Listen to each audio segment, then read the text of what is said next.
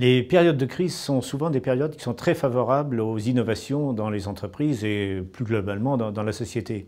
Et c'est ce qu'on observe en ce moment dans la crise agricole. On s'aperçoit qu'un certain nombre de start-up de l'agroalimentaire sont en train de se créer sur une nouvelle offre, notamment de nouveaux produits, de nouveaux services. Et alors la question qui se pose justement, c'est derrière ces offres-là, quelle est la place du producteur?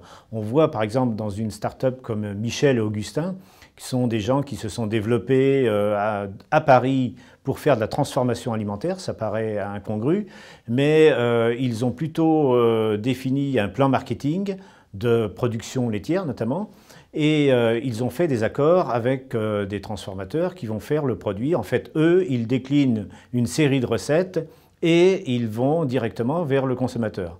Alors la question qui se pose dans cette forme d'innovation autour de ces startups, c'est de savoir qui récupère la valeur de ces nouvelles créations de richesses et la place du producteur dans ces startups. Parce qu'effectivement, si les producteurs sont acteurs dans les startups, ils récupèrent de la valeur. S'ils ne sont que des fournisseurs, très loin de ces modèles de startups, ils restent exclus de la création de richesses.